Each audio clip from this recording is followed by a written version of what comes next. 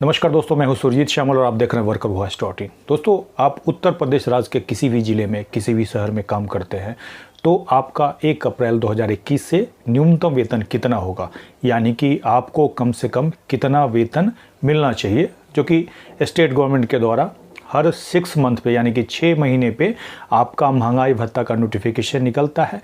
उसके हिसाब से आपको 1 अप्रैल से कितना मिलेगा इसकी जानकारी दूंगा। इसके साथ ही अगर आप उत्तर प्रदेश के ही किसी ज़िले में सेंट्रल गवर्नमेंट का कोई विभाग है उसमें आप काम करते हैं, जैसे कि रेलवे हो गया, पोस्ट ऑफिस हो गया, कोई नेशनलाइज बैंक हो गया, एफसीआई हो गया, और भी बहुत सारे विभाग हो सकते हैं जो कि भारत सरकार के अंदर आते हों, तो वहाँ अगर आप काम करते हैं तो वहाँ आपको कम से कम कितना मिलना चाहिए इसकी भी जानकारी दूंगा। और नहीं मिलता है तो आप कहाँ कंप्लेन करेंगे, कैसे कंप्लेन करेंगे, इन सारी बातों की जानकारी के लिए आपसे अनुरोध है इस वीडियो पे आप अंत तक बने रहें।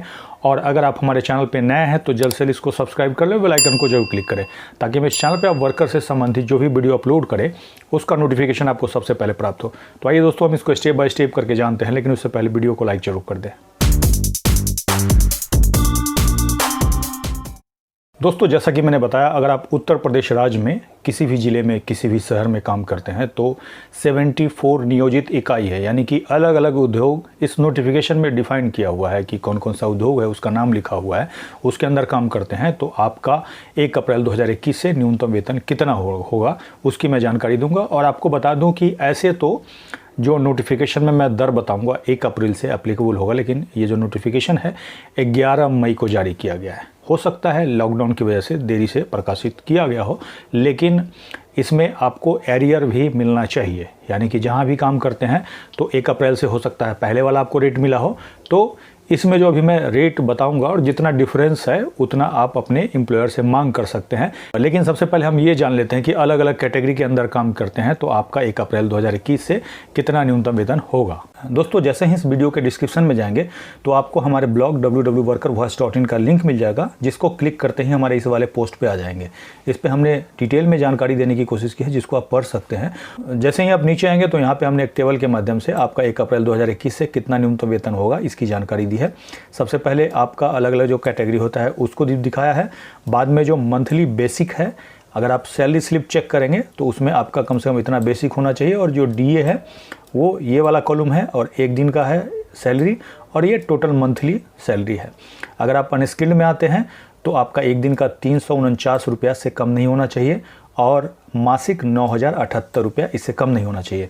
सेमी स्किल्ड में आते हैं तो यहाँ पे आपका 1 दिन का 384 रुपया इससे कम नहीं होना चाहिए, और मासिक है 9985 इससे कम नहीं होना चाहिए 1 अप्रैल 2021 से। इसी प्रकार आप स्किल्ड में आते हैं तो 1 दिन का 430 रुपया इससे कम नहीं होना चाहिए, और मंथली जो है 11,185 रुपया इससे कम नहीं होना चाहिए। आपको बता दूं कि ये जो मैंने आपका मासिक दर और डेली दर बताया है, इसमें आपका बेसिक और डीए दोनों ऐड होता है, और आप सैलरी स्लिप में चेक करेंगे। इसके अलावा अगर कोई अलाउंस दिया जाता होगा तो वो अलग है, उसमें काउंट नहीं होगा। यानी कि आपका जो न्यूनतम वेतन है वो बेसिक और डीए होता है, और अगर आप मासिक में 26 से भाग देंगे तो 1 दिन का सैलरी आप कैलकुलेट कर सकते हैं। इस प्रकार अगर इससे कम मिल रहा है इसका मतलब आपको न्यूनतम वेतन नहीं दिया जा रहा है। और इसके नोटिफिकेशन के लिए आप पोस्ट के अंत में आएंगे तो यहाँ पे लिंक है, इसको क्लिक करेंगे। क्लिक करते हैं इस तरह नोटिफिकेशन आपके सिस्टम पे खुल जाएगा, मोबाइल है तो मोबाइल पे खुल जाएगा। और जैसा कि मैंने बताया था 74 नियोजित इकाई, जो कि यहाँ लिस्ट में 1 से लेकर के 74 तक लिखा हुआ है। कौन कौन सा इसमें उद्योग आएगा वो सारा आप चेक कर सकते हैं आकर के। और दोस्तों, ये जो है शॉप एंड एस्टेब्लिशमेंट एक्ट के अंदर जो भी दुकान, होटल, रेस्टोरेंट आदि आते हैं सब के ऊपर एप्लीकेबल होगा। सिनेमाघर में भी आप काम करते हैं तब भी आपके लिए एप्लीकेबल होगा, यानी कि जो रेट मैंने अभी बताया है उसके दर से मिलना चाहिए। और अगर आपको इस दर से नहीं मिलता है तो इसके लिए आप अपने एरिया के लेबर कमीशन ऑफिस में लिखित शिकायत कर सकते हैं। जब भी आप लिखित शिकायत करें तो जितना आपको कम दिया गया है उसके 10 गुने हर्जाने की मांग कर सकते हैं।